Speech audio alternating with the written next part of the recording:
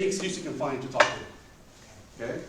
Otherwise, I'm going to let Amber take it away. Can I just throw in 2 cents on that?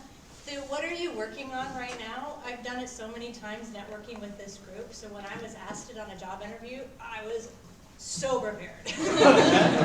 So like, legit, have that conversation. The more you talk about your projects with other people, the more comfortable you become talking about your projects, it will benefit you. So. Okay.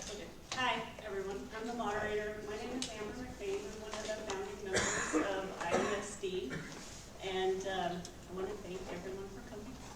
And thank you to our panelists. I'm going to start off with the first question, which is pretty basic. If you could please introduce yourselves and tell us a little bit about what you do and how you got started. And can we start here with you? Absolutely. Hi, everyone. My name is Janeya Griffin. I am the Commercializer, so that's branded. I'm probably the least technical person up here, but my day job is at NASA Armstrong Flight Research Center, so I work in their tech transfer office. I'm up here because I actually started my own consulting firm in technology commercialization. So I take the ideas that you guys have in your heads and then I teach you how to monetize them, how to talk to investors about what their value proposition is so that they can understand the business case and know why the technical details that you guys have are so important. So I've been doing that for the past 9 years at NASA and then 4 years with my consulting firm. I have 2 bachelors, one in criminal justice and the other in forensic chemistry. And then I went through a program at California University San Bernardino on integrated technology transfer. And so that's what I'm here doing. Did I answer all those questions? Yes. Okay. Okay, hi everybody, my name is Anisha. I'm a front-end developer at Esri, and I have been doing this for like 18 plus years. I started as like a freelance developer. I actually used to do a lot of designing, so I used to be more hands-on like fabrics and everything. I'm basically from India. So I used to do a lot of textile designing and all for like Gap, Lawrence and Bentley, Smithsonian and all. And somehow I got pulled into computers, but I guess designing is designing. So I use that same skill set into the front-end development, which obviously gives me a big kick because I love designing. So I started that way, started with a freelance. It was a little difficult in the starting. I have 2 degrees, one is in information technology and the other is in business management. And I finished my multimedia study with development from San Francisco State University, so where I was a gold medalist in that particular program. So I started with doing small projects, doing a lot of internships in the starting, and I continued doing my freelance projects for next, around 12 years. And then I was like, I guess I wanted to interact more with people than just staying at home and interacting with clients. And that's how I started taking my first full-time job actually at Esri. So front-end development for me, it's like the thing that I get out of it is to seeing a static design becoming live on the computer. So that is what keeps me going and just awesome. So that's what I do. Hi, I'm Teraslinna. I also currently work at Esri in a business intelligence analyst role. I'm probably the least experienced person on this panel because I was a new grad, so I've been working for 2 years full-time. But in the past, I started getting interested in the tech industry and kind of the opportunities that were there for a lot of young people, a lot of women of color compared to other industries. And those internships really opened my eyes to what's out there when you're kind of a new grad and trying to figure that out. So I went to the University of Colorado and lived in Boulder for pretty much my whole life. And then I moved out here to work with United Nations in an internship, and that got me really interested in tech because it was primarily a data analysis type of role. And I got to network with really smart data scientists that also made me pretty passionate about what I get to do now. Right now I'm doing a lot more reporting and process improvement, but I think going forward we're going to be doing more like Lean Six Sigma for big data. So that there's going to be like more exciting stuff in the future is what I'm hoping. Hi everyone, I'm Diana Lavery. I'm a product engineer at Esri as well. I've been there for about 3 years.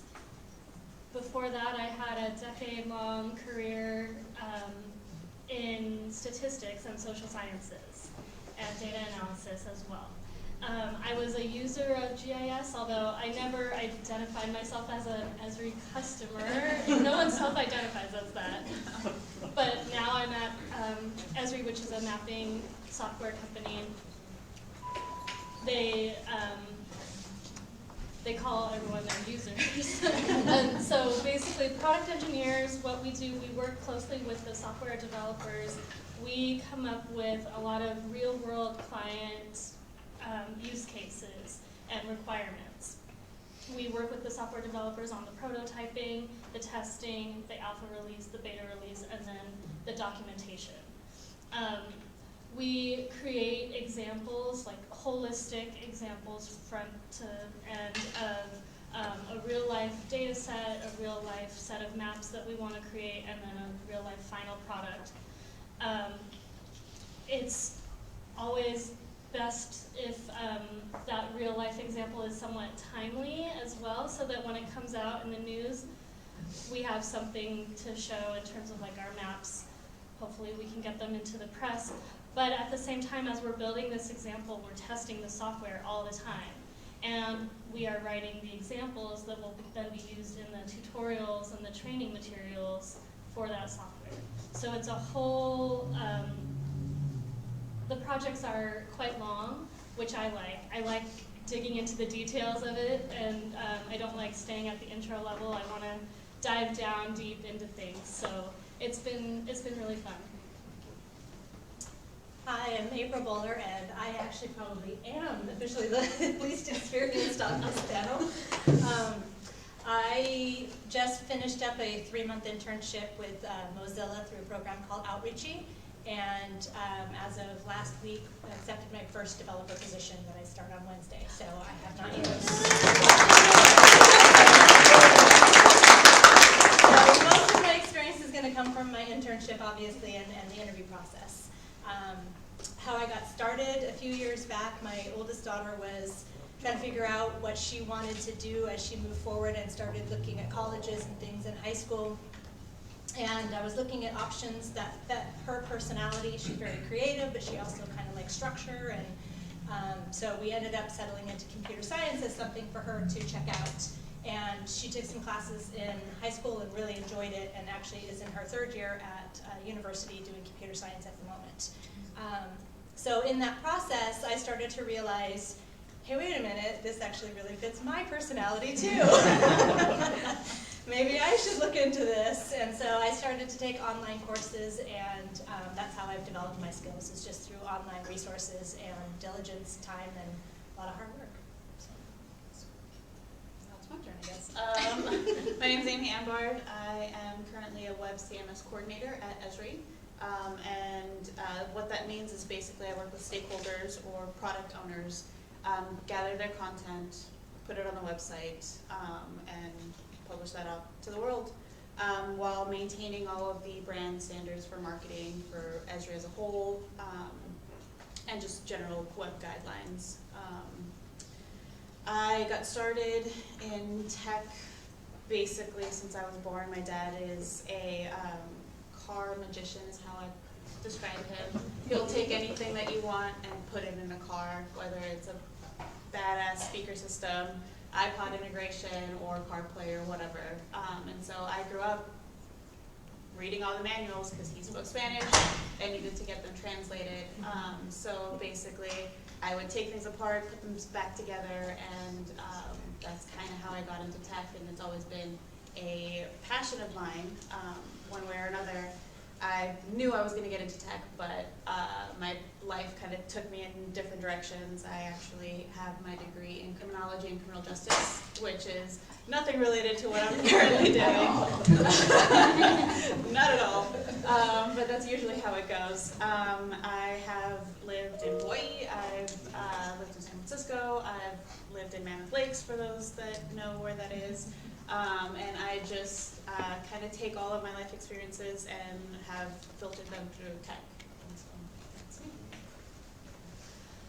Hey, so hi, I'm Robin Preibisius. I'm a full-stack developer at ASM in Temecula. We make medical credentialing software, so it facilitates the credentialing process between the medical providers and medical establishments.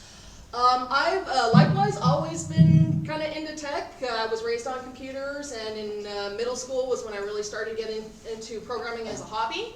I got my CS degree right out of college, but ended up veering off in a little different direction for a little while. So I taught math and computer science in Arizona for a bit. Decided that wasn't really for me so much, so came back to California, and at first I'd kind of given up on the tech idea. I'm like, okay, well, you know, I'm too far out of the field now, but I ended up working at just a little mom and pop shop that needed me to redo their website, and I'm like, you know what, maybe, just maybe, I could get back into this. So, you know, discovered IESD, started going to the meetings, and started doing, you know, some studying on my own. And I actually ended up with this position, a lot of you guys know, when someone from the company came and presented, said, hey, we have these positions open, you know, who's interested in applying, went ahead and put that in, and, you know, and it came to fruition. So I started that job. I'm fairly new at it as well. I started in the very end of August of last year, so I'm still learning the ropes a bit, but I'm loving what I'm doing. I get to write the back-end ASP.NET C# code. It's the code on the server that kind of runs things, sort of the engine. And I also get to write the React and JavaScript front-end code, so that's just kind of the stuff that you see and runs in your browser. So it's kind of the best of both worlds, so really enjoying that. Does anyone have questions? No.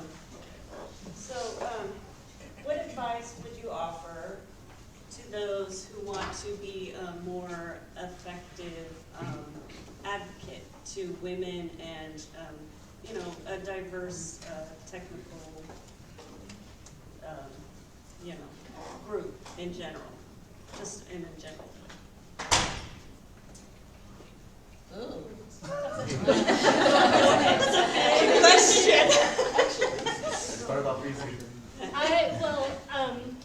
I've thought a lot about this actually, and it's telling people the skills that someone offers or what they bring to the table when they're not in the room.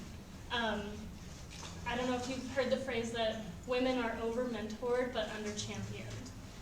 And so, like, yeah, mentorship is great, but we need some kind of champion in the room when, like, the promotions are coming around or the pay raises are coming around, or when the new projects and opportunities are presented to say, hey, you know who would be really great at this project?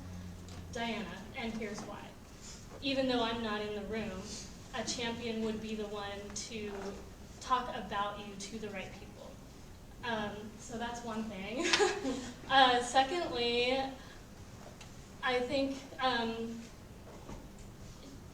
this is my own frustration at my place is I work with the software developers and product engineers, and one thing I hear quite a bit in the software development team, at least that I am in contact with, is that we want to make the software so easy that your mom could do it. And I'm just there going, I'm a mom. And also, my mom is really smart. She works in IT as well.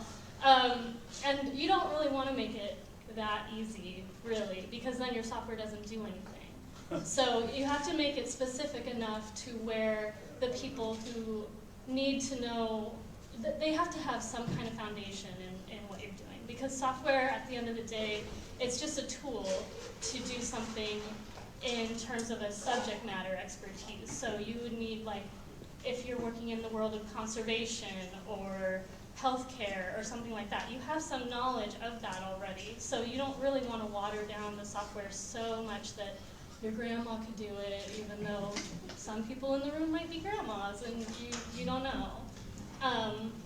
So yeah, so champion rather than mentor, and then also just Be mindful of your words. yeah.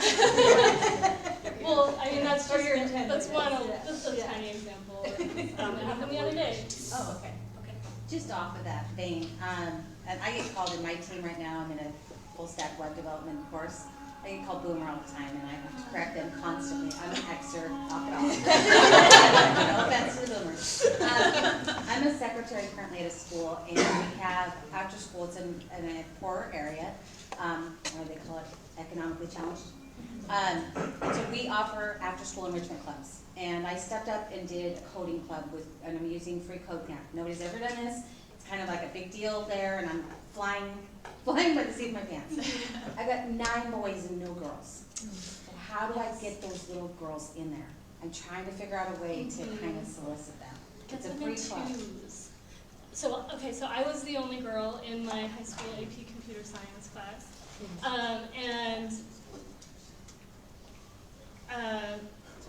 You know, people say like, oh, it doesn't matter what I name the variables, and so they're naming them all these like sexual things.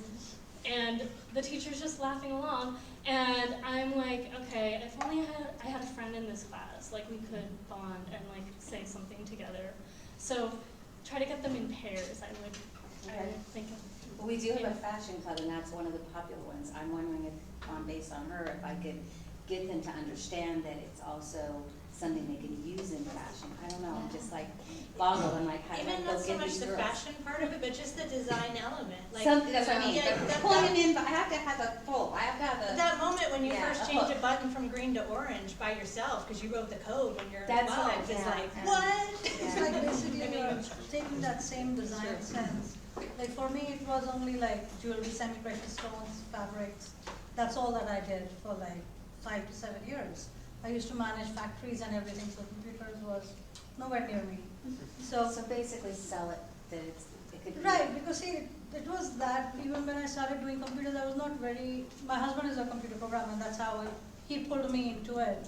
And I said, you know what, that is such a colorful field, and you got me into this black and white, zeros and ones, I'm really not interested. He said, okay, learn how to design. So I said, yes, that is something I can do. So like, I guess for them to see ID as not just the zeros and ones, not as just the code, it also has that design and the graphics element, Yeah. which can like speak a lot to the females, because we love to design, and a person who loves to design, if you're making like, if you're designing clothes, you have those tools that can, instead of, okay, you draw it out on the paper, but then you can really get them right specs if you know how to get it up onto the computer.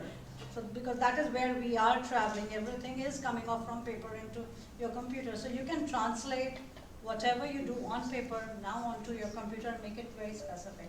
So I Yeah. think that is something. And the boys all want to be this, they want to do gaming. So it's like, okay, I've got to do a book that has to do with girls. Kind of a, Also, just helping people.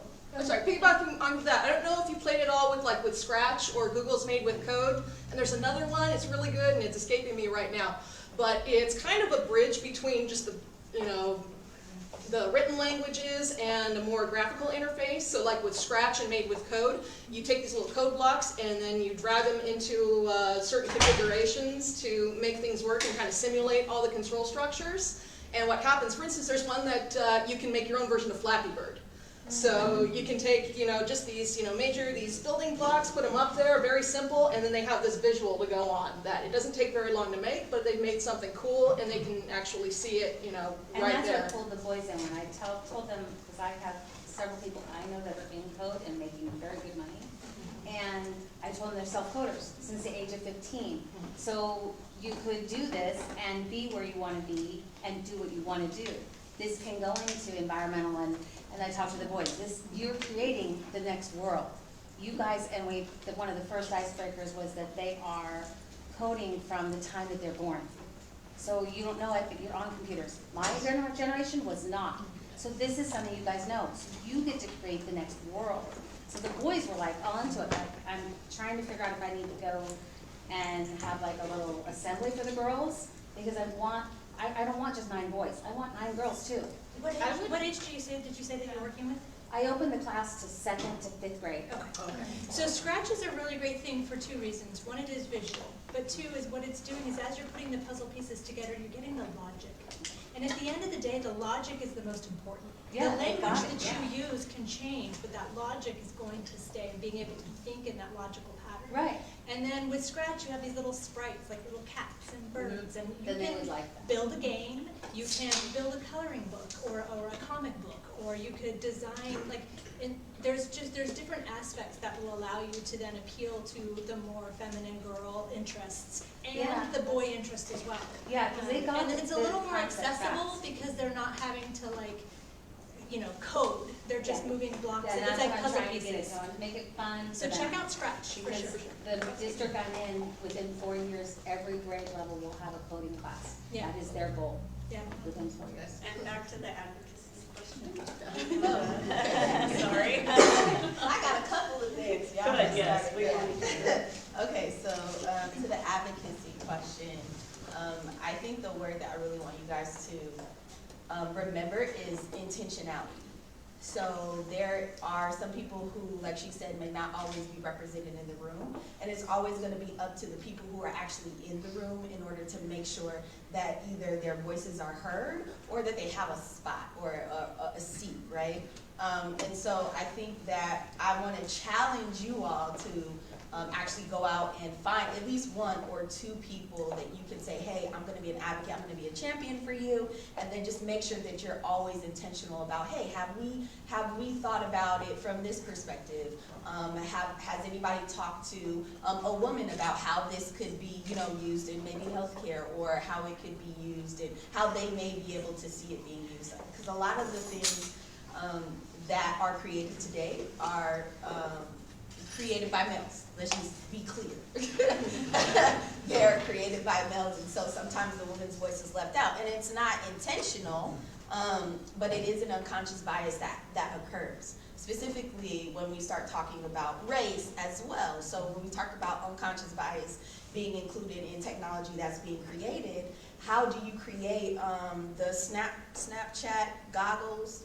It didn't fit any black person's face, right? And so like, our makeup, our generations are all different, and so we have to make sure that everybody is included into how the world is being created. Otherwise, it'll just be created just for one type, one homogeneous area. That's not something that we want to do. The other thing that I wanted to address with you, and I think you really hit the nail on the head when you said that there's a fashion club. So you really have to meet them where they are. Where do they like to go to gather around the water hole, right? The most popular club is cooking. Right. So if you so let's just say you can identify a bunch of different classes, or maybe even going to like Girl Scouts, because you said from the ages of 2 and up. So what type of clubs are there that you can actually go and give a presentation about what you do and make it fun for them, and actually know who your audience is, right? So if you're going to talk to, young girls from age X to Z or Y to Z, then you talk about the things that they like to do. And most times you said that the guys in your class like gaming. Yes. Right, every so single one. that's what they do all I day, had is to game, let them know right? because he thought we were going to play Roblox all the time. Right. Not doing that. Right, so I think it's just finding the things that they really like to play with, and then allowing them to be able to visualize how it's being created. Because I get a lot of questions about, how do I get my kid in STEM and things like that. They're already involved in STEM. They actually are STEM themselves, right? Biology, if we think about basketball, that's mathematics, and geometry, and all of those different things. Gaming is coding, right? And so chemistry, right? We talk about these DIY hair, creams and things like that, right? And so how do we get them to actually visualize it from a perspective of, I do this all the time. This is H2O. This is, the plastic, the resin, and all these different things. How do we get them to see that? And then the light bulb will click, and then that's when they will innately become interested. Just like as you talked about, like being in STEM, like I have twin daughters. They are 15 years of age, so they also were not too much into computer. I tried my level best, but okay. So, but what kind of kicked them on a little bit was like when the school, they made them do projects which were like engineering projects, but something which was very close to their heart. Like one of my daughters is obsessed with climate change, she's going crazy with it. So we gave her that, okay, in what way can you use what you have, or your computer, or your things in front of you, to create a solution for the climate change or something. So that's how, got her going, that okay, animal cruelty, the other one is very fond of animals, so she used how can you create something which can help in animal cruelty, or how can you prevent it, or what can you way you can show like the reaction, how you do it and your reaction to it. So those kind of things, if you can get their mindset working, like how they can create a project or anything like that, that will get them going into that direction. Maybe that is something that can help out. Whatever is close to there, but then making it go one step, okay, let's do a project on that particular topic and get creative I think on that. I could probably do a presentation and probably appeal to both sexes. Like I Right. said, it just needs to, because I don't think that the girls, literally, I didn't think this was still a stereotype, but literally girls are not as, they feel they're not as into it because of the gaming section of it, and I'd Correct. like to break that I guess we stereotype. have to introduce them that computers and IT can be something much more than gaming. Yes, It doesn't stop. Right. It doesn't Yeah. stop there. I think that is one thing that we need to. So people have started like literally saying, okay, gaming is equal to computer programming. No, you can do so much more fun stuff. Yeah, Right. and also too, like, because I was probably in a lot of your group projects as the only girl growing up, and what I found was that boys were really, really quick to like break it and start over, like the rapid prototyping, whereas the girls were more like, oh, let's tweak this one thing, or, so which is, you need both. You absolutely need both. Well, and that's part of like what she addressed, that's part of it, because like I said, economically challenged school, we do not have, and not to be any way offensive, we don't have white people, which is great, I love it, and I want to see them all think that I don't care what you look like, you can do this. Yeah. Anybody can do this, Yeah. and that's kind of what I'm trying to break, and I was like a little disappointed that there were no girls, and I'm like, no, I need girls, but I need all perspectives. Yeah. Kind of going off of that too, and also answering the question about advocacy. One thing that really breaks my heart to see is how much women haven't normalized the idea of being in the profession. Because I'll be like, with a group of women and say, they're talking with a gentleman who happens to be a developer. So a gentleman says, hi, what do you do? Oh, I'm a developer. Oh, cool. Okay, cool. The conversation moves on. Talking with a group of women, and I or another woman says, hey, I'm a developer, and you get this, you must be so smart. Oh, I could never do that. Oh, or occasionally the I'm a stupid girl. No. I mean, if you're not interested, that's one thing, but it does kind of break my heart, this idea that the expectations that other women have for other women, and I think that's what helps perpetuate this, idea even in young girls. Just the idea that, boys do this, girls do that. There's no reason it has to be that way. Well, actually picking back off of that, there's a great book, and I'm blanking on the author's name. I think it's, she's the lady that started Girls Who Code. It's called Brave Not Perfect. I highly recommend reading that book because it does give a great insight, because she talks about this story where she was watching her son play in the sandbox, and then seeing him just getting in there, getting down and dirty, just like doing all the like boy things, like not being afraid to get hurt, not just standard boy stereotypical things. And then she would turn and see all of the girls playing in their sandbox, they're prim and perfect and making their little sand castles and being so like calculated. And she kind of came back with saying that like boys are taught to be brave and girls are taught to be perfect. And so in tech, it's really hard, like kind of touching on that, like, it's really hard to get over that, like, well, I don't want to write this code because what if it breaks?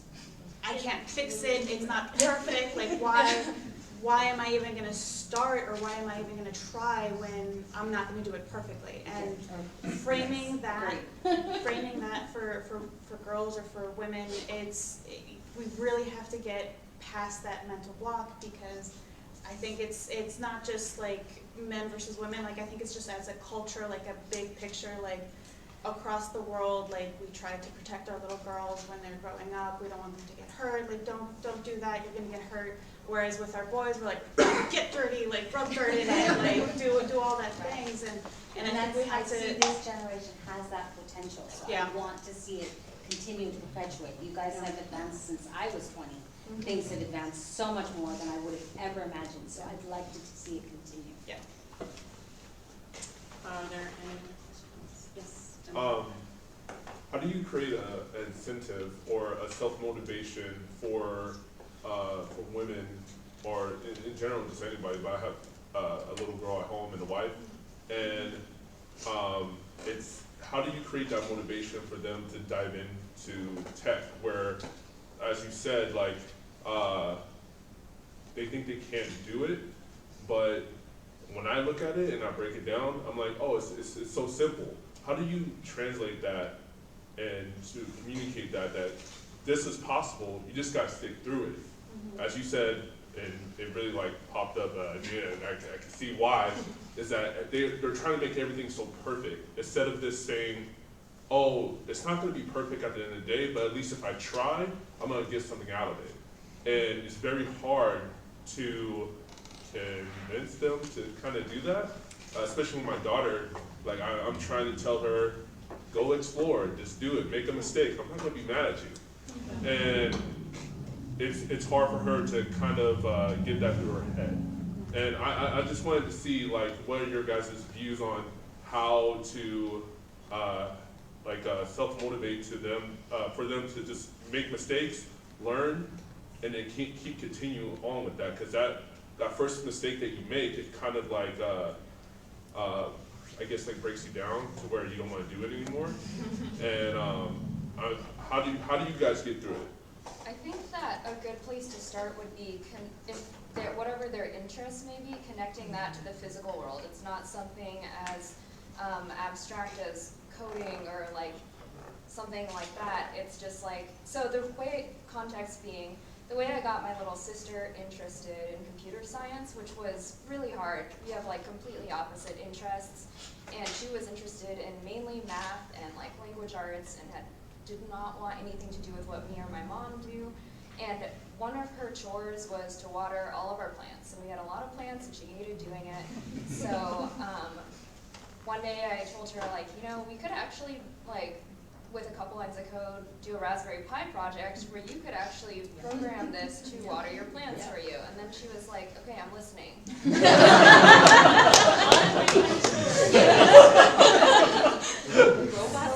I feel like there has to be some kind of motivating factor there. And like for me, like it was the projects that got me into it for issues I care about as well. So I think that combined with lowering the barriers to entry, like not making it intimidating for them to, you know, start messing around with stuff is also good. I think for people who don't do a lot of coding or like know anything about computer science, it is less intimidating to like work with like big robots or like really basic drones, stuff like that, where it's like this is physical, so I understand that when I type this, this is the outcome. It's not just ambiguous, I guess. Yeah. The Raspberry Pis are nice. And you can get like little kits and things like that, and you make things light up and whatever. But then you can take it, and they're not that expensive. Yeah, my daughter, that's one of the things she got in high school, and she was actually mad because she left it at home over the summer. And she's doing she was going to do a hackathon, and she needed it. She was like, oh, I can't believe we're at it. But again, it gives that physical, tangential, like this produce that result, which is really important, especially as they're younger.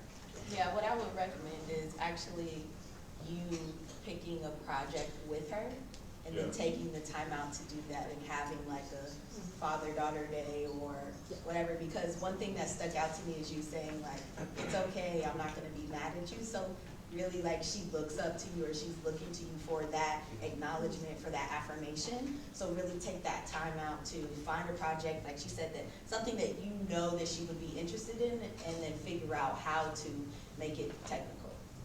And ask her a lot of questions. What do you think? What do you think we should do? What should we do with this? What are your thoughts on that? And get her engaged in it instead of waiting for her to tell you what the steps are. And kind of going along with the same things too, and you mentioned that you're able to break a project down to kind of the smaller parts and figure it out.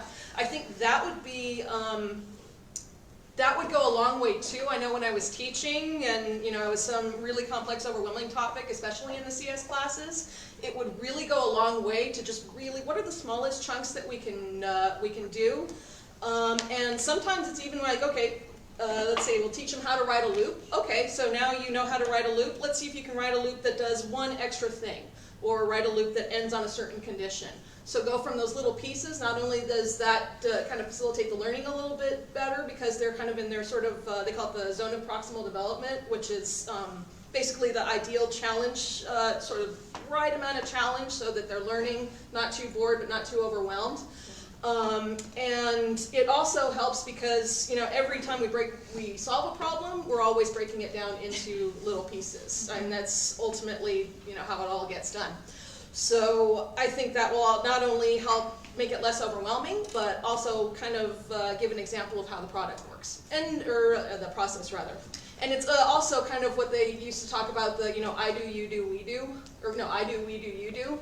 So, and they, you know, they change this up a bit, but like in the education world, it's the I do part is you show them, you know, whatever topic that you're trying to teach. Say it again, you're trying to teach them a loop. Show them, okay, this is how a loop works. Maybe keep it simple for the time being until they're ready to move on.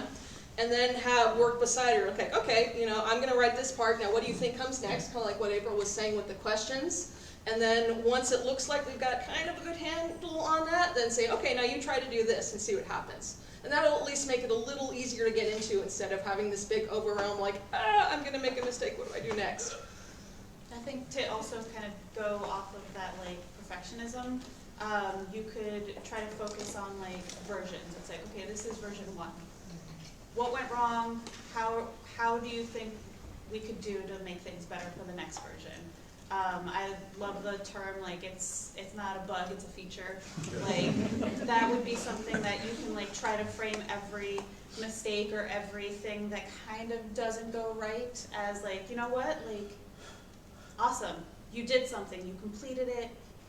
What do you think you could do better in the next term? And, like, that helps plan for the next time that you want to do something, or just, like, at least for me personally, helps me, like, okay, you know what, like, it wasn't perfect, shrug it off, how can I fix it the next time if it does happen, and just taking it little by little, because it's not going to happen overnight. Like, I kind of feel like we're kind of hardwired into that perfection, and it will take some time, but little steps, just breaking it down little by little will, I think, help. I can attest to the fact that when I get a new error, I'm so excited because at least I made progress. Right? It's a different error. Oh my God, thank you.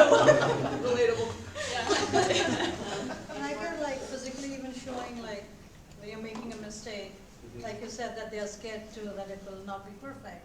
Maybe you can have that conversation going, oh my God, okay, this is not working. What do you think I should do? Where do you think I've gone wrong? Say, okay, now I wrote, maybe like, you know, she can come, okay, you know, maybe we can try this, and maybe that will, like, you know, it will be the first 1 or 2 of them may be a little difficult for her to like get started, but once she gets something, yes, okay, I did it. That will get her onto that immediate gratification that she will get on fixing that small thing together will take her down to the next level. So maybe that is something also that can happen. Okay, question? I'm really interested in what resources you all would recommend that you enjoy that are either local or online for furthering your knowledge in your career.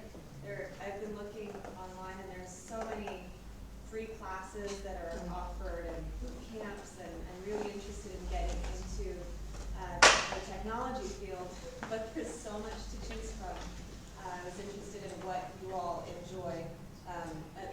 I just looked on meetup.com to find this, and I went, oh, okay, I should go to more things like this. So what do you recommend for people to look into? Do you have a specific level in mind, like just getting started, or I know a little I'm bit? just getting started. Okay. And what focus do you think you want to do?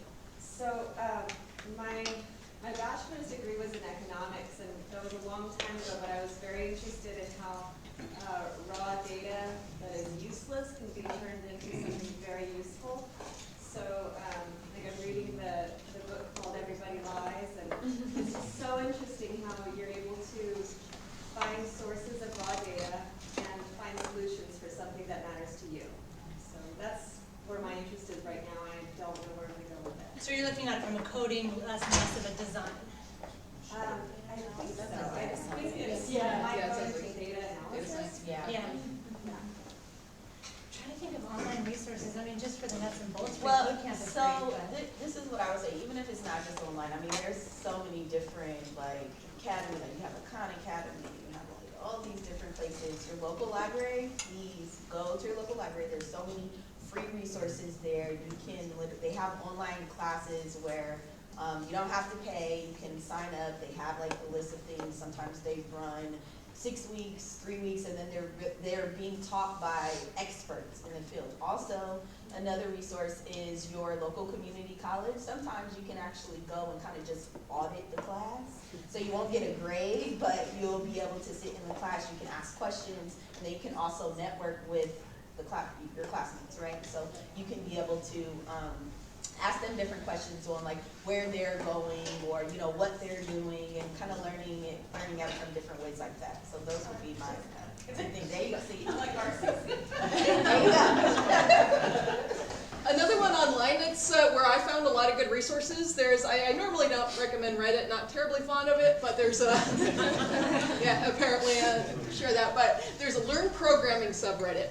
And if you go to that one, it's pretty on the up and up. And the great part about that is there are, there's people of every tech stack, every kind of, well, it's all programming, but any tech stack, any technology that you can think of. And so what I would do there, even if you're not quite sure where to start, just do a search for whatever, like for instance, sounds like you're interested in data science, maybe machine learning. Just do a search for that and see what people are recommending, because there's almost always going to be a thread in there where somebody's asking for recommendations.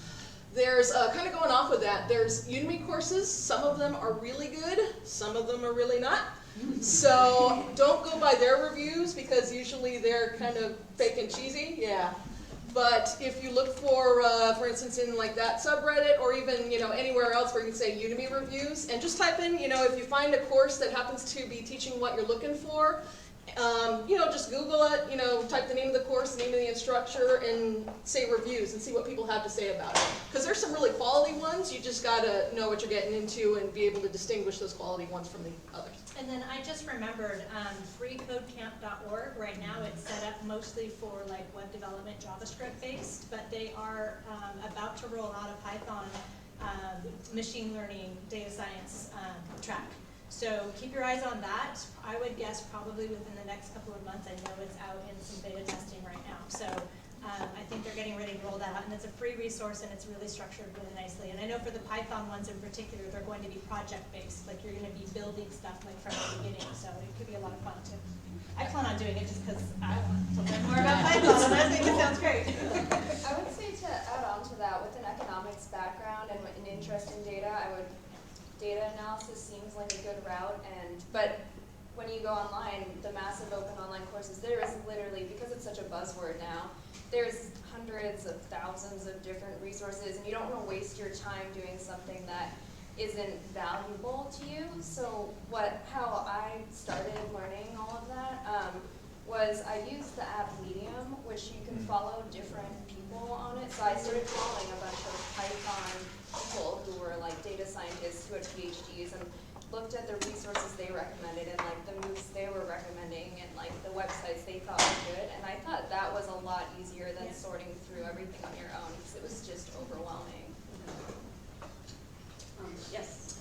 So, as she mentioned, I'm at Riverside City College, and so a lot of our students that have already transitioned into our computer programming classes, our cybersecurity, our CIS, but when they're finished and they have an associate's degree, they will come, I'm the employment placement coordinator, so I'm having a hard time finding internships, entry-level opportunity. Yes, they're going to transfer and obviously go on for their bachelor's, but in the meantime, they need to get that hands-on work experience. So we looked at Esri, and this question is for Esri. I mean, everything was bachelor's degree. I mean, where could I find any resources to help them with an associate's degree? But I mean, maybe even before they finish, after they finish, what advice would you give me in helping students who are on this path? We're getting them from the high school, so it's a CIS pathway. So from high school, they'll come to the community college, they continue that pathway. From the community college, they're hopefully will get an internship and then move over and do their bachelor. So I don't know how to help them. Any advice for me? My take on that would be don't go for like the big tech companies that you, because everyone's applying to those, so it's just gonna be like tons of resumes coming in. I think that when I was learning a lot of this stuff in the beginning, I found it easiest to go to startups, because when you're learning all this stuff, you really need close mentorship, teams and people who are willing to answer your questions and invest that time. And typically that's not what big tech companies do, because they're like either publicly traded or whatever, and they're very competitive. I gained a lot more in terms of building on my knowledge from working at small startups where I could ask people who had industry experience what was going wrong in my projects and stuff like that. So I would kind of look, I don't know, we had built in Colorado. I don't know if there's like a startup website people have here for internships, but I would imagine that there is, Analyst is a good one too. And they post internships as well, and their requirements are pretty loose usually, so they're open to different backgrounds. I'll piggyback off of that and say, like, you should look at the different accelerators that you have or incubators that you have within the city, because that's where most of the startups are. So just figuring out like where is the startup hub, and then going and offering like, hey, we have free internships, and I don't know what startup is not going to turn down an intern because I have two myself, and I'm like, are they available? When can they come? Where did they start? But yeah, just like I said, just meet them going to where they are. So. Excite Accelerator on 10th Street. Yep. Can I just say something, because, I mean, we're all involved in the whole startup thing, right? But I think one thing we can do as a community is also inform our developers about the whole startup ecosystem, what it means, like equity, for example, what is it? Right, when I first started, I didn't know what equity was. Even when I heard the term and I asked, I still didn't know what it was. So I think we should inform everyone, so we can start working with startups, so, yeah. Yeah, kind of just jumping off that, I got this question. So I'm a student of intersectionality. So for those of you who don't know, it's like, it's not just that there's one identity, but it's multiple identities in group with that one person. So you can be, for instance, in my case, you know, I don't identify as male, people identify as male, but like, if I was male, then it'd be like male, Latino, certain age group, you know, a number of things, right, that compose who I am. Right? And like, I'm in tech, you know, but you know, I'm a social worker, and I see a lot of people out there who are interested in tech. And in my community, the majority of them, you know, as a result of the incarceration rates out here, you know, they're just getting out. They don't have a GED or anything like that. I mean, there's a lot of barriers that tend to prevent them from just having these opportunities. And I'm curious as to, you know, just how we can use technology to specifically, you know, because in my community, women are the most affected when it comes to, you know, the increasing rate of homelessness, when it comes to policing, when it comes to just a lot of these lack of opportunities. Like, how can we use technology to, I guess, like create to improve, you know, opportunities for the most marginalized? You know, I guess that's my question. That's another big question. So your question is, how do you use technology to create solutions? Or, I mean, not like how do you? Are you looking for solutions to the problem? I'm just curious because like a lot of the things that I've heard, you know, just wouldn't really be a benefit to, you know, individuals who I work with, right? I mean, they don't really have the schooling, they don't really have, you know, any type of, you know, income or much, right? I mean, as a lack of opportunities, like, but for me, I'm always looking at like how can, because they have interests too. So it's like, how can we, you know, kind of like use technology to, I guess, improve their chances? I mean, I think one of the things that we can do as individuals is that as people in that space, whether we're women or people of color or whatever it may be, or allies, it's very important to be even louder about companies and stuff funding programs like that and reaching out to schools, reaching out to lots of different groups of people. And that's something that is really hard because tech does have a ton of barriers to entry. And not as, it's different than, I'd say they're different barriers to entry than other industries, but yeah, that is a huge challenge. Is there any, would it be possible to form any kind of like community with those people who are interested in getting into it? Because kind of like what we were saying earlier, there are a lot of places online that you can learn all this stuff for free, but it is hard to foster that community if it's not prevalent in the area, and there might not be like solid career paths that make sense quite yet, you know. So I'll add, I think representation matters. And if they can't see they can't see someone that looks like them doing it, or coming from, where they came from with their same background, their same struggles, they're not gonna be able to associate and visualize like, oh, that could be me one day, right? It's always gonna be like, oh, that's great, but I can't do that. Right. Or, oh, that's great, but that's not for me, right? I'm gonna go over here and do this because I know my uncle did this, or my mom did this, or whatever, right? This is the path that was set up for my life. So I think it's really about exposure. And if you are very adamant and passionate about, helping out your community, then even if you don't necessarily have a community, I know there are a couple people that have like what are called, they're not block parties, but they're like sidewalk talks, where literally like people will gather in an area, but they'll have like a microphone and they'll literally be teaching them either like business concepts or financial literacy or different things like that. So in your case, it could be tech, right? But if you have like a community center and you want to just put something on, like think about investment from not just a monetary standpoint, but from like your time, right? So your time is the probably most valuable thing that exists, right? Human capital is the most important capital. And so if you are able to like invest your time, then you can say like, hey, this is what I'm gonna do for my community. And then you start finding other people who have the same, like-minded thoughts, they want the same mission. And you guys just start coming together, and then you can form that community yourself. But I would just say, just start with, where you're at. Get a couple of people, 5 people in a room, have a dinner, bring your friends over, start talking to them, and then having them talk to their community, their networks, and things like that. And then remember that tech doesn't just include coding. Yeah. There's a lot of dynamics and aspects within the world of tech that can appeal to different people that maybe they're not interested in coding, but they're really good at managing and organizing. Hey, you could be a project manager. There's skills that people bring in that they can benefit from, and if they know that those opportunities exist, because most people do think, oh, tech is just coding, it's building stuff, and there's a lot more opportunities. Any more questions? Yes. I have one. It's kind of a 2-part question. Thank you. The first part of my question is, there's a lot of online resources like Udemy that teaches like just straight coding.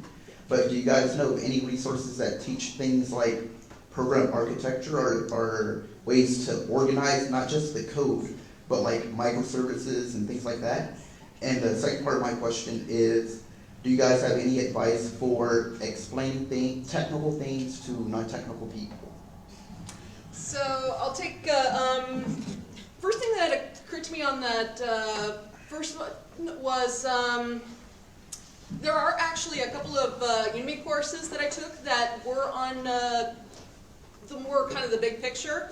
There's one, it's called, I can't remember the guy's name, but it's called Don't Be a Junior Developer. And, which sounds worse than it is. I know, right? But it's a horrible title, I will be the first to admit. But it's a great one because it talks about, like the first thing he talks about there is how to do like a secure SSH, so to connect with your GitHub or your terminals. And that one's a particularly good one. If you are looking at a particular stack, for instance, the Academine courses, they do the JavaScript frameworks. If you're interested in that particular stack, he goes through a pretty good explanation of how to do it from the ground up. And I'll have to see if I can remember. There is one that just flat out full MERN stack, but I don't remember exactly what that one is. And as far as the other question about explaining non-technical, one of my favorite things that I used to do with my students is we would do, I think a lot of people are probably familiar with this one, but it's the peanut butter sandwich one. So you'd take, you'd have all your supplies to do a peanut butter sandwich, and you'd say, okay, I want you to write down every single instruction for how you would write this peanut butter sandwich, and then we're going to try and follow them. And what it always turns out is they always forget things like to say, okay, unscrew the lid, but they won't say to put the lid down. So when you actually try to do it, you know, try to follow the instructions, yeah, you're sitting here with the lid in your hand. So I think that's a good thing to keep in mind is like, okay, when I'm doing this, if I'm explaining it to somebody who absolutely has no context for this and has never done it, what are all the steps that I would take to, you know, to distill it down? And just kind of go through it. And I think another thing to do is, one, you could have somebody test it out, you know, who is not familiar with the tech, or just test it out yourself the same kind of way. Just go through each step by step and, okay, if I do step by step, doing nothing but what's on this list, is it going to get me where I want to go? And then kind of revise from there. So that's at least a way to start. I would piggyback off of that. One of my many hats was working at an Apple store. And we get all kinds of people going in there, wanting to buy a computer for their granddaughter or whatever, and I would teach classes. And the thing that I had to always step back is like, people don't always have that experience with a computer. Like, somebody can sit in front of a computer and who has never looked at a computer won't know that connection that if you move the mouse, it actually moves the cursor, and that cursor is what you are using to guide through the entire computer.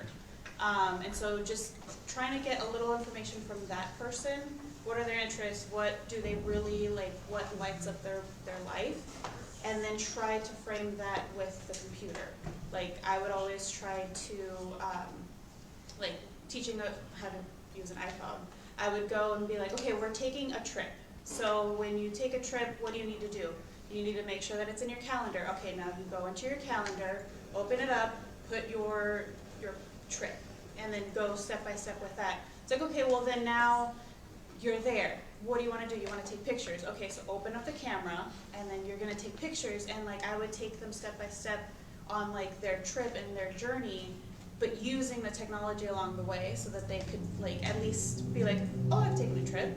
Oh, I wanted to take a photo, and framing it around that so that they can just have that physical, real life experience and connect that with the tech that they're trying to use. Would be a good. Actually, nowadays, like high schoolers and middle schoolers, they have like a science Olympiad that they go for every year. And one of the events in that is Write It, Do It. So actually so it's two people who take part in it. It's a team of two people. The one person just writes very basic instructions. So it will be like, you know, okay, I've kept my phone and I kept my water on top of it, but exact instructions, how you would, okay, my phone I've kept it at an angle of 45 degrees with the tab behind it, and then the bottle is slanting on. You know, those kind of things are now they're doing it a lot in school, so they are able to give small information and guide people, and at the same time I should be able to understand what is happening and do it also at the same time. So now they're doing a lot of these things in the school, so I have to help people to talk to other people who do not know what, to be able to explain yourself without the other person really knowing what it is. So we've been doing that a lot. Being mindful of not using jargon words, which I'm really bad when I'm like trying to explain something to my husband and he'll just look at me and like, okay, well it's, never mind. So I think one thing I'll add on to that, and I think, I'm not sure. Robin? Yeah, Robin. No, wait. No, Amy? Her. Amy. Amy hit it on the head. So, it's about like being able to relate. So one thing she said was like ask them what their interests are. So my boyfriend's a PhD. He's getting his institutional effectiveness or something like that. Data scientist, right? And it's like he talks to me about all this stuff, and I'm just like, okay, yeah, great. That sounds great. But in my profession, because I work with rocket scientists all day, I have to basically be able to talk the technical language and then break it down in a way that a business person who has no idea will understand why it's valuable, right? And so it's not always about the technical details or the technical aspects. It's about like, what can it do, the functionality of it, right? And so it's like, okay, you have a mouse, but it's not like, oh, okay, well you have to make sure that the mouse, that you click this and do this. It's like, no, the mouse is to move the cursor. That's the first thing, right? So that they get to understand the concept. But to go back to my whole boyfriend is a data scientist. So I like basketball and I understand basketball, right? So I'm a referee. And so when he broke it down to me, he's like, oh, it's just stats. right? You keep the stats, or your age, right? Or if you're left-handed, right? So the characteristics, and so breaking it down with what is it that they actually can relate to, what do they know, so that they can, everybody knows how to make a peanut butter and jelly sandwich, right? Most people do. And so that's something very simple that you can really explain, like, okay, this is a recipe, this is, you know, with some ingredients and things like that. So just think about it from that perspective, but get to know the person that you're, or your audience ultimately, and then you can figure out like how to explain stuff to them. Any more questions? Yes.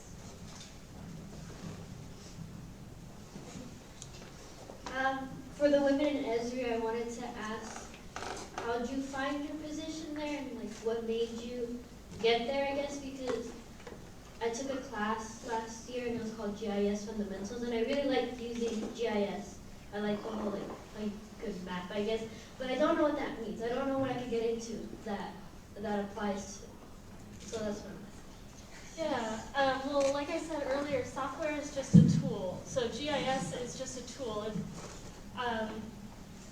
You have that plus the problem that you're trying to solve, or the question that you're trying to answer, whether that's in climate change or fashion, which is like the complete opposite of climate change, or the healthcare world, you know, conservation, say. Whatever your subject matter is, then what's the most appropriate software for it? Rather than, oh, I like this software, what can I do with it? Because then it's basically like a solution looking for a problem, rather than I have a problem, what's the most appropriate way to solve it? What are the tools out there that can actually provide a good solution? But I will say, the first time I applied to Esri, I did not get a job.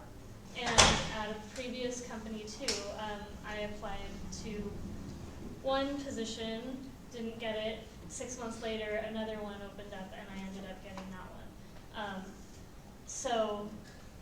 And it ended up being a much better fit for me both times. So the message, I guess, is be interdisciplinary in terms of like your software skills are great, but you also need the subject matter or the topic skill. Because what I was taught to use in that class was ArcGIS. I don't know if that's different, right? And my specific assignment I had to do was I had to create an interactive map of my school where it shows all the emergency exits and the classrooms, the teachers, just so you can navigate the school. Like teachers can use it as police officers and stuff like that. And I really like that, but I don't know what positions or what you would study for to do that. I don't know what it means. I think you could definitely, like, so I guess you have to think, like, when making a large choice like that, where do you want to be? Like, at the end of this, do you want to be doing more stuff like that project? Do you want to be maybe more, like, one of my friends is a GIS analyst, and her role is essentially figuring out, she's working with the city of San Diego right now to figure out where would be best to strategically place drop boxes for dirty needles so that people can get clean needles. And if you want to do more stuff like that, then those are two different paths. So there are a lot of GIS programs and certificates online and out here.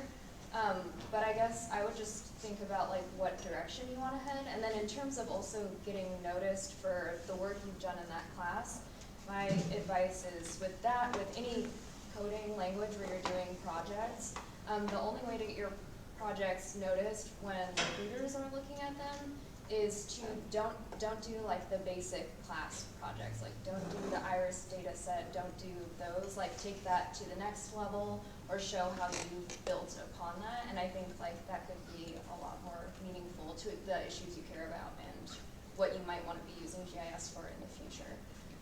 But that's kind of one of the struggles in GIS is it's super broad and you can use it to solve issues like where to put needle drop boxes. You can use it for conservation purposes.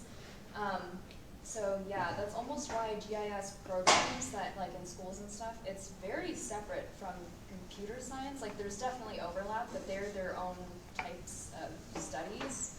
And I think they are coming closer and closer together in terms of GIS people needing to get more technical and computer science people using GIS. But yeah, I would kind of try to figure out where you would want to be and like where you could see yourself working, and then try to pick your path based on that.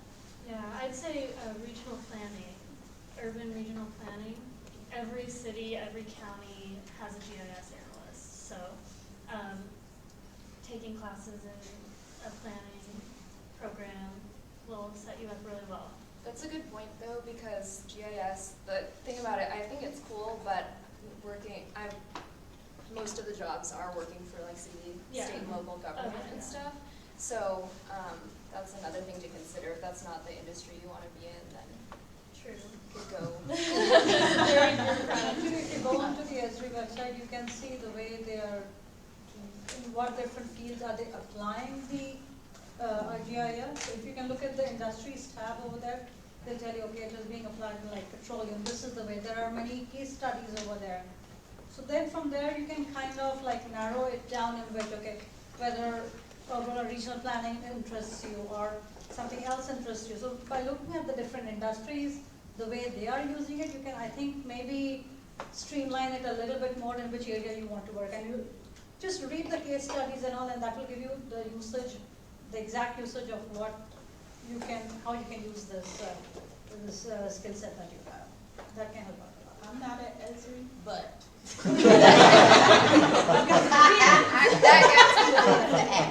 Okay, so I kind of was like you when I was younger, trying to figure out like, all right, I have a criminal justice and a forensic chemistry degree, and I'm like, I want to use both of them because I didn't go to school for this long. Sit here and not use my degrees, right? And, hello, NASA, not using criminal justice and chemistry. But what I did figure out is why do I like criminal justice and why do I like forensic chemistry? And ultimately, I had an internship where at NASA when I was in like junior high, and I was like, well, I like to fix computers. Like I want to be a computer tech. Found out computer techs don't make that much money. This was like back in 2001 or whatever, and then I saw computer engineering, and it was like, oh, that's a nice amount, right? So then I did an internship in computer engineering, and I'm like, all you guys do is sit behind computers all day, and you program, you don't talk to people. That's not what I want to do, right? That's not who I am. I love talking to people, and so for me, I had to understand, like, all right, I went into CSI because I did this extracurricular activity after school. And for me, just finding out that it's not really like about the tech or about anything. It's about like, I like to problem solve. So every aspect of what I was doing was problem solving. And when I was able to pull that out, then I could go and apply that in whatever industry I wanted to. So now I'm in tech transfer and I'm connecting the dots and connecting with people, and talking to people. I'm still problem solving at the same time. So my recommendation to you is just to figure out like, why is it that you like that GIS software, right? Why is it that you like that, right? And then also if you're interested in like seeing, okay, well, what are the ways that I can actually enter into the industry? Go on LinkedIn and find somebody who's in that industry and look at their resume and see like how they matriculated, like from where they graduated high school and college, and like what was the first job they got after, and then you could even, send them a message. And if you don't have LinkedIn Pro, you just like click connect, and in the invite, then you ask them the question, such and such, and I just wanted to, get more information about your background, and you're an expert in this field, and play up to their go, and then they will. That will always respond, right? So I think just really finding like a model that you can follow, and then picking and choosing and seeing like, hey, this is going to be a good roadmap for me. So yeah. We have another question. Hi. I know you touched on it a little, and I don't want to be like a downer, but I was wondering if we could talk about failure. I feel like with the kind of programmed into us, like, oh, that was funny. Sorry. Like, it's like ingrained in us to be perfectionist, and I wish it wasn't like that, because I feel like when you don't get the internship or you don't get the job that you want, we kind of just like hide it, and we're like, oh, that didn't happen, I'll just pretend, you know. So I was wondering if we could talk a little bit about how you like kicked yourself up and you were like, I'm gonna apply to Esri again, even though they said no the first time, or if you guys also have your own stories, I would love to hear them. And also about coding assessments, when you're like trying to get internships or jobs, like if you talk about how you prepare for those, I think that'd be really beneficial. Thanks. Yeah, in terms of failure, I always just think that everything is a dress rehearsal for something in the future. So an interview today is just practice for an interview that's going to be even more high stakes for me 5 years from now. I don't know anything about that in my life. I don't know who it's going to be for, but I know that the stakes are going to be higher the older I get, and this is just a dress rehearsal for it. That's how I've kind of trained myself to think about things. And then also in terms of failure, like if you work on a project for a week or something and you realize it's not working out, I often think, how can I repackage this? How can I salvage anything from this? Can I write a mini tutorial on the software of just one piece that did go right, like a snippet almost? Can I make like a use case user persona for a later project, for something again in the future? Like I'm usually thinking like, okay, I have this, I failed at it, but I have little pieces that I know I'm going to reuse. And so I want to save those, preserve them, and repackage them somehow. I think also just being really careful not to get stuck in your disappointment. It's really easy to, you know, obviously if you really wanted something and it didn't come about, it's very disappointing, and that is valid, and you should absolutely have those emotions. But then don't get stuck there. And I've always just approached it as, okay, so now that I've had my cry, and I've had that moment, now what? Now where do I go? Okay, so let me look back at what happened. So in that interview, they asked me these questions, and I really kind of fumbled with that, and I realized after the fact that I did know that information, but maybe I didn't convey it well enough. So how can I learn how to convey that better? Like, and just to find those little pieces and nuggets where I was close, and or sometimes maybe you don't know, and that's fine too. And I mean, but to just not get stuck in that emotional place, to find a way and find a community or somehow that you can pull yourself back up and say, okay, now let's move into the next problem. Where do I go from here? I was also reading something this morning that kind of really helped with that idea, because I've got about 10 years of careers behind me that didn't work out. So familiar with the failure thing? Yeah. The thing that I was reading was, it was about goals versus systems, whereas sometimes goal orientation, saying, you know, I'm doing this because I want to make this goal work, I want this career to work out, I want this job. Sometimes that works against you, because if, you know, kind of what you're describing in your question, I am notorious for, if I don't know that something is 100% a guarantee, then I'm going to have a hard time getting started on it, because there's always going to be that voice in the back of my head that, you know, you're not going to keep this up, so you're wasting time right now. So the reason that hit me this morning with the goals versus systems is the idea of systems is, there was a quote in there somewhere like, if you take care of, you know, the systems, the goal will work itself out. And so the idea, and I'm working through this also in some other areas too, is to just don't even think about, you know, I'm doing this. I mean, you're always going to have that goal in mind. That's never going to go away. But think of, I'm establishing a routine that's eventually going to get me where I go. So what do I need to do to get there? You know, what do I need to do? What are the baby steps I need to take every single day or every single week, as it were, to get there? And I'm just going to keep doing that, you know, whether it be, you know, if you need some more coding or skill ups, if it means you need to do a little bit more networking. Don't even think about, is this going to work, is it not? Just get in that routine. And eventually you'll be so used to getting in that routine that you'll be, you know, the idea of, oh, well, that career didn't work out, that's okay, I'm just going to keep doing what I'm doing. And as long as I do that, and again, like April was saying, use the feedback you get from the experiences that don't work out, and eventually you will get where you want to go. think another good strategy for managing failure, so I had a job interview out of school that became just a messy, disgusting process with Intel, and it lasted 6 months. It was back and forth, no communication, oh, we like you, but we're not getting back to you, and I was like, man, I really want this offer. And then it ultimately resulted in, after 4 rounds of interviews, no offer. So I think that was like a moment of me redefining how I do the job searching process, because I realized like I had let my life get out of balance. I was prepping all these whiteboard interviews just for this one interview and had everything writing on that. And that's a silly mistake, but looking back on it, especially knowing how I found the manager I would have been working for very, very tough, and probably wouldn't have been a good match anyways. But when I was in the thick of things, it was like, this is everything is riding on this. But once I kind of started dividing the process up amongst different companies, different types of opportunities, and also getting more balance back in your life in general, it didn't really feel like rejections from jobs were like that big of failures. Because I'm like, well, I have 3 other interviews next week, and I, have a dog, and like, yeah.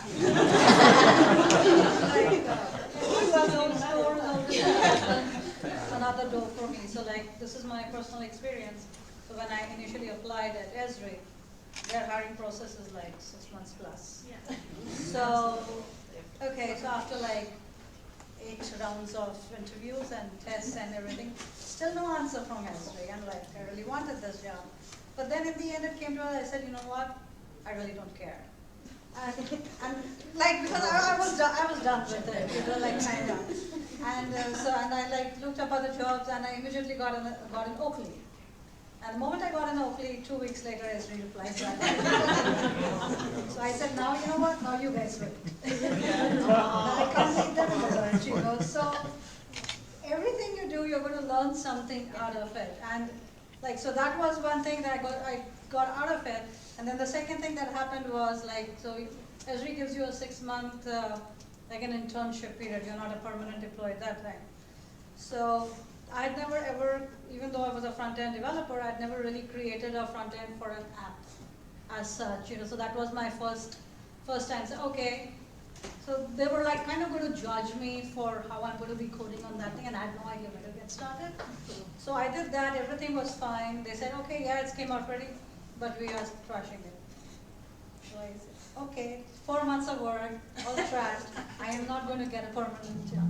That's for sure, because that was like, they totally scrapped it. Like ready to go live. It went live for a week and it was taken off, and that was the end of it. But I learned a lot from there. And that kept me going. So okay, these things are gonna happen. I am going to code many pages. They are never going to see the light of day. And I just keep on going. Remember, like, you're going to learn. Every experience, everything you do is going to be a stepping stone to something else. So just keep on going. Yeah, one thing that helps me is I write down, like, I force myself to, for everything that went wrong, 2 things that went right.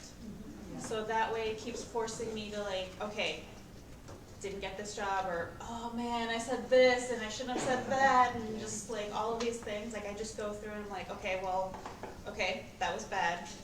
But I did say this correctly and they did like this, or I got this answer wrong, but you know what? The way that I approached the answer was probably what they were looking for more, or like just trying to find the positivity in every failure, or just even restructuring your mind to not even think of it as a failure. Just, you know what? That was a step.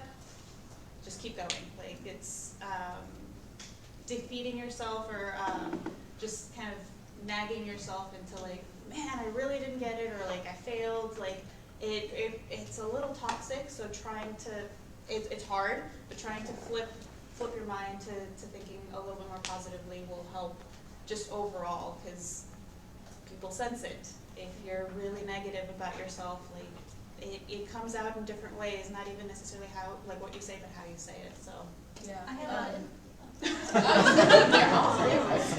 was just gonna say, I have a cheesy little trick that I do for myself, and on my home screen, my lock screen, I'll put like quotes that like, and it's usually about something that I'm struggling with at that moment, or you know, just the one that I had most recently was don't settle.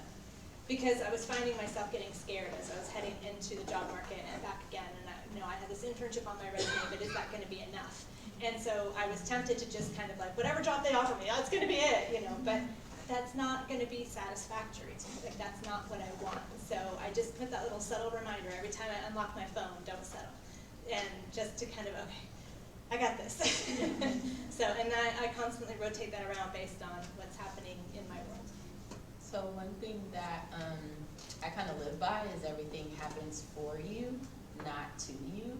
And so if there is something that's occurring, it's supposed to happen that way. And like, so every we're here, you turned right instead of turning left, like all of these different instances that occur in your life, they're occurring that way because that's the way that they were designed to occur, so that you could get to where you currently are right now. And so I think it is a mindset shift, and then really just understanding like failure isn't real. It's more so about how you think about it and what you attract. And so if you are positive, then you're going to attract positive things.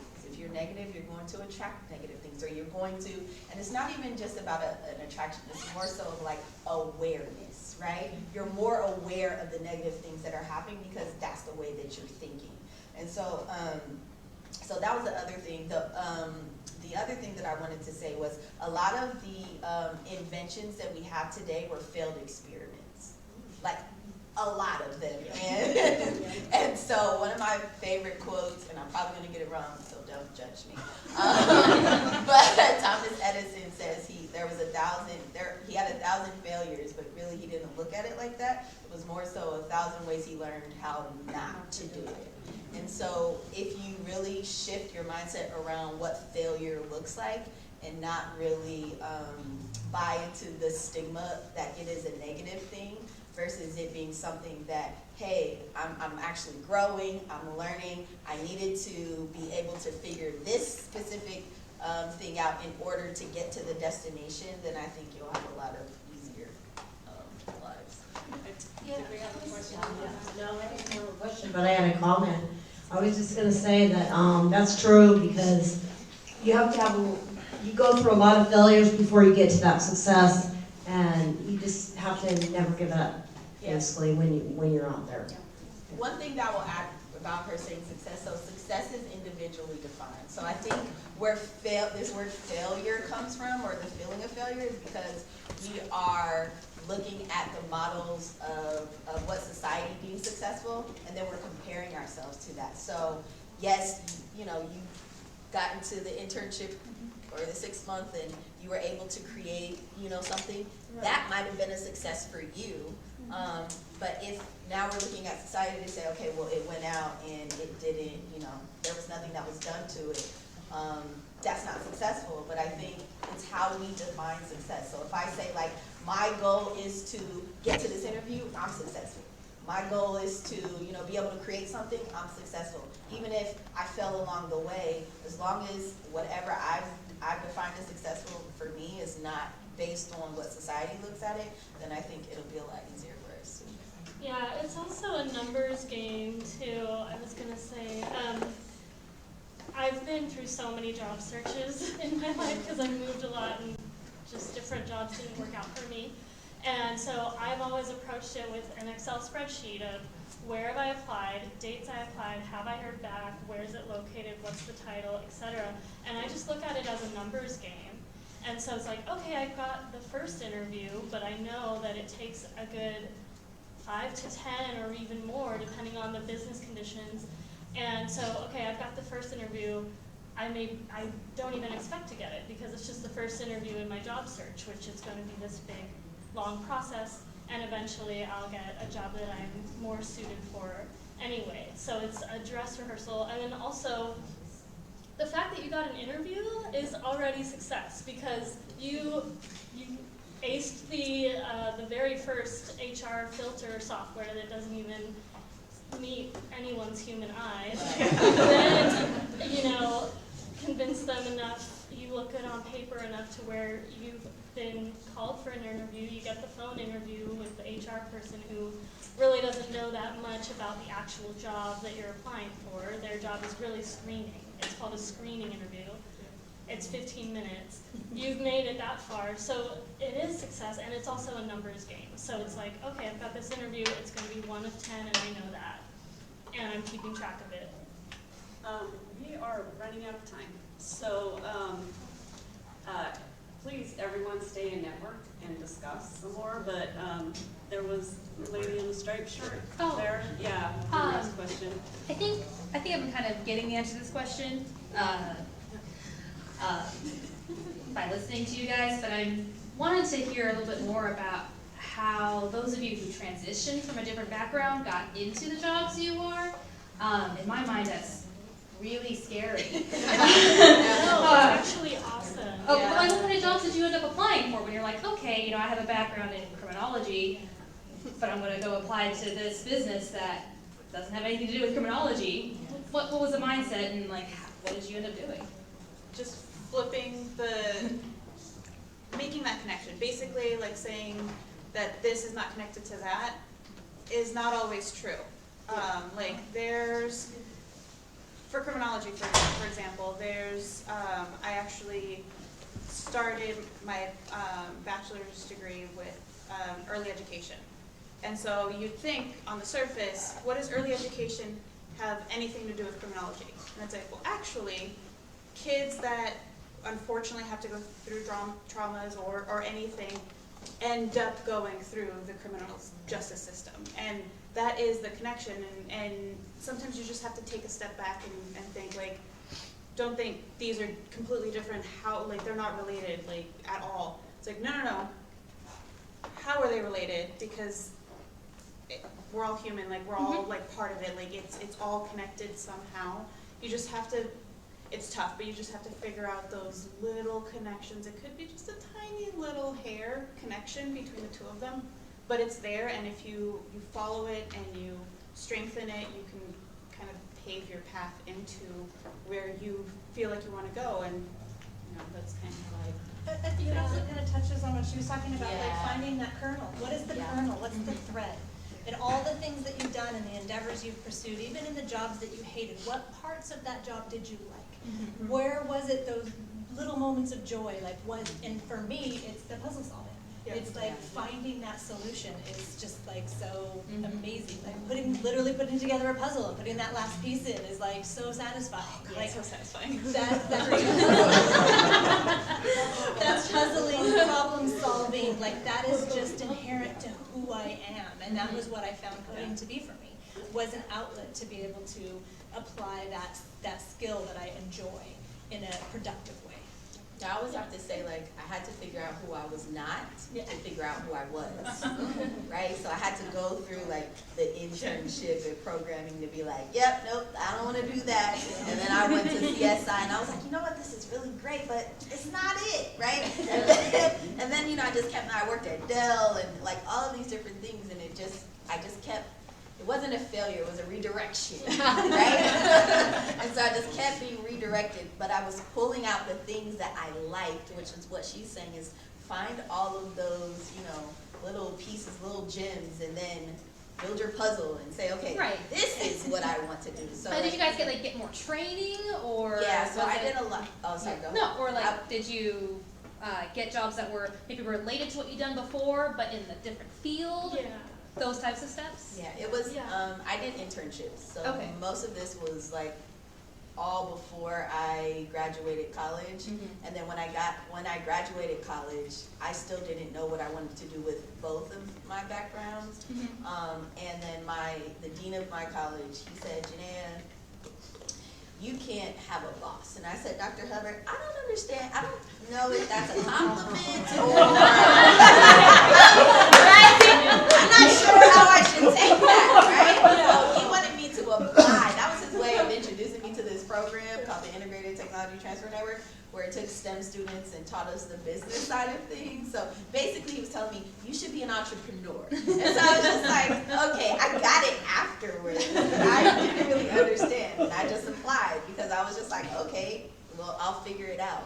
But while I was there, we went through this program, and I was able to use all the experiences, all my background, things that I knew, around connecting things and finding solutions for them in alternative fields based on their functionality, right? And so when I was able to do that, I was like, this is what I want to do, because I get to use everything that I know and connect and network and all these things. And in that program, that's what I found out, that my passion was to establish connections. So once I found out what I was passionate about, I could apply it to anything. I could go work at Esri and live, okay?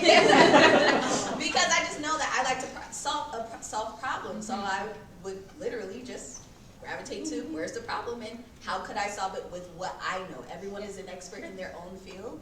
And so you just have to find out like where you fit in that. Also, being interdisciplinary has really helped me.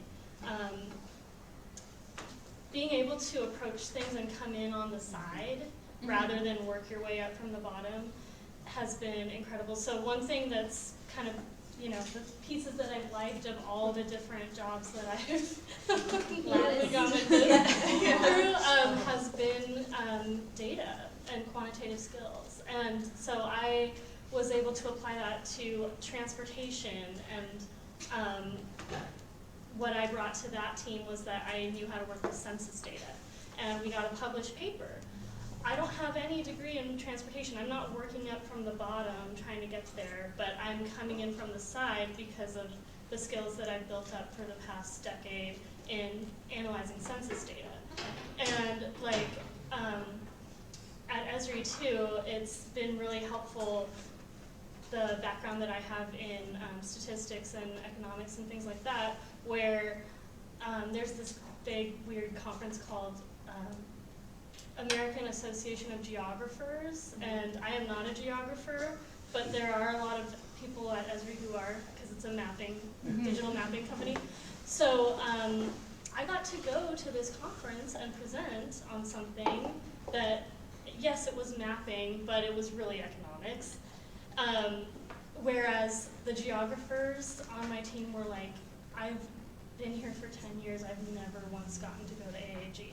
Because they're working up from that geography traditional path, they're competing with thousands of other geographers.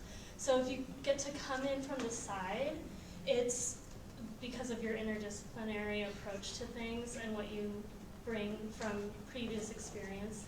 That has been huge for me personally. And there will be jobs that want your experience, even if you think it's super niche or just doesn't apply at all. There is always someone out there who wants, you know, someone who has statistics and quantitative skills and stuff like that. I was like pre-med, and my only internship was being a coroner's assistant for a while, and it was really hard to get into business out of that. But then there was a medical devices company that was like, this makes sense. So I think those threads might be small, but you have to find. Yeah, and also be confident. Like you don't know what they're necessarily looking for, but you also don't know that it's not you. Like, and you have to, like, every interview you're selling yourself, yeah, but you have to make sure that you show your value. Like, yeah, this doesn't like connect to here, but because I learned these skills, I actually will elevate your team because of these skills and not necessarily my lack of knowledge in the specific thing that you're looking for. But I can learn that, but you can't teach this knowledge right off the bat. So here you are, I'm here with this experience, Right. so there you go. And the great thing about technology too is that darn near everybody uses it. So going in, you know, you never know, you could probably get something in a work for a company that was in the same field but in a different capacity, working in the software industry, and then that, or you know, whatever tech sector you'd like, and then that gives you a leg up, because not only do you have whatever tech training you're coming in with, you also have this other training that gives you a better context for what you're working with. All right, I think we're out of time, but please, thank you, panelists, you were great.